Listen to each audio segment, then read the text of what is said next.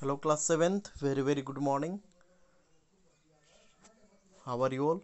I hope all are fine and doing great. In this class, we are going to study about the phrase and clause. है ना, phrase और clause के बारे में पढ़ेंगे.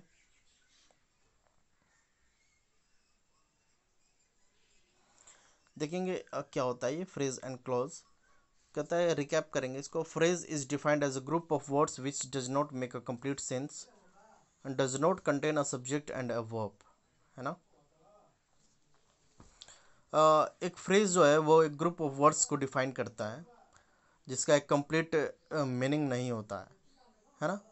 मतलब कि सब्जेक्ट और वर्ब पूरी तरह से कंटेन नहीं करता. Example, on the table, in the corner, at the market of gold. है ना. इस तरह से अ क्लॉज क्या है? A clause is defined as a part of a sentence which contains a subject and a predicate, that is verb. है ना. Close defined होता है as a part of a sentence which contains a subject and a predicate verb. Example, he came. है ना, वो आया. Consider the following example. He has a chain of gold. है ना, he has a chain of gold. The above sentence has two parts. He has a chain and of gold. है ना, दो part है इस सेंटेंस के. आप देखेंगे तो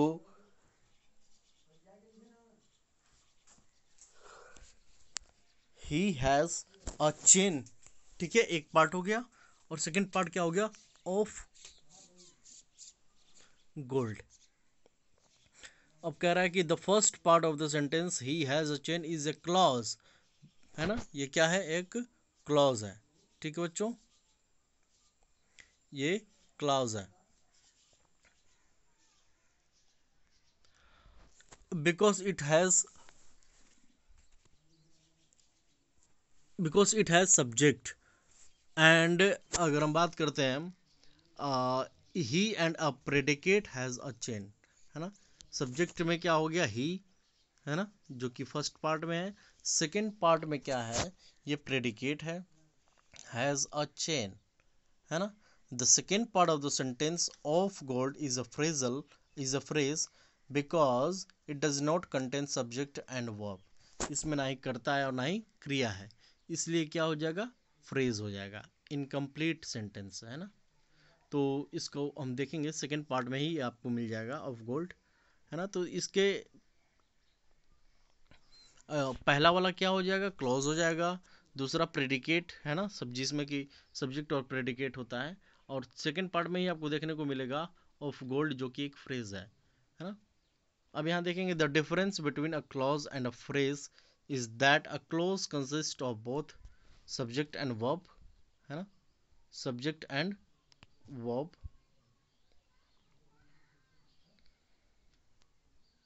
ओके.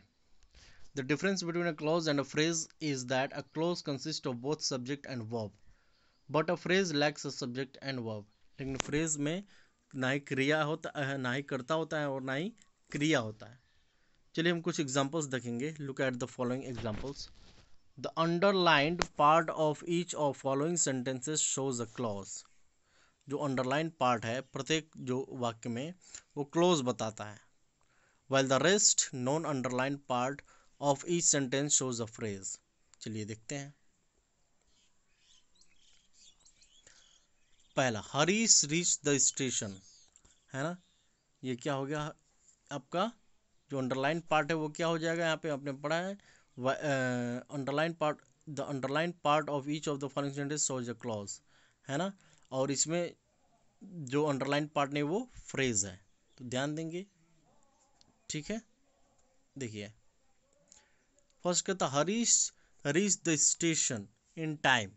हरीश स्टेशन पहुंचा समय पर. तो इन टाइम क्या होगा? आपका फ्रेज हो जाएगा. और हरीश रीच द स्टेशन जो कि अंडरलाइन पार्ट है वो आपका क्लोज हो जाएगा. इसी तरह से Sarita was sitting in a corner. तो सरिता वॉज सिटिंग आपका क्लॉज हो जाएगा। इन अ कॉर्नर क्या हो जाएगा आपका, फ्रेज।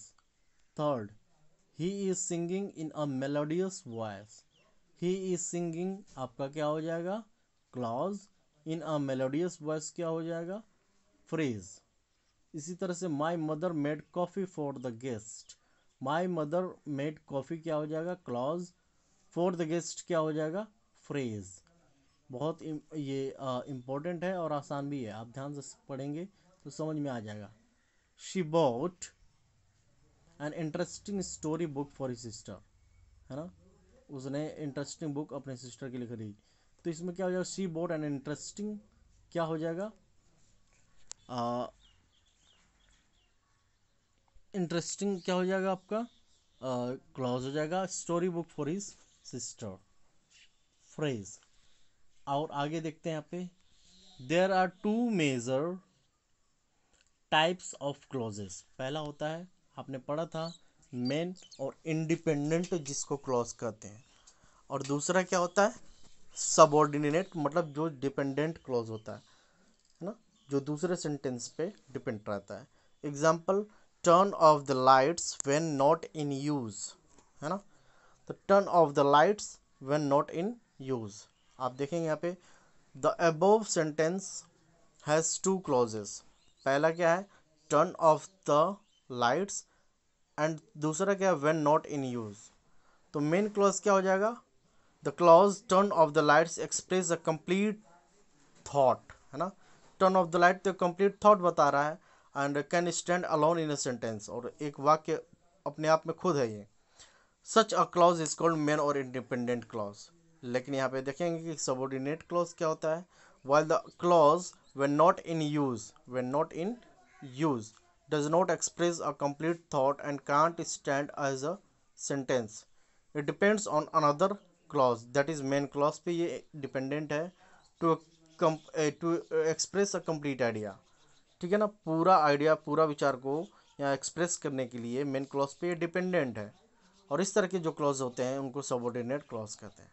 ठीक है, तो आई होप कि ये क्लियर हो गया होगा। लेट्स एक्सरसाइज में आप पहला वाला खुद से ट्राई करेंगे। Complete the given sentences by putting the words, phrases and clauses given in brackets in the right order. The first one has been done for you। कह रहा है कि dash is called Bodh Gaya, place where the Buddha got enlightenment the, तो क्या हो जाएगा, the place where the, यहाँ क्या, the place where the Buddha got enlightenment. इस तरह से इसको करना है आपको। ठीक है, तो आई होप कि ये क्लियर होगा, और इसको आप करेंगे खुद से, बाकी जो डाउट्स आएंगे वो हम क्लियर कर देंगे। Okay, so that's all for today's class, thank you.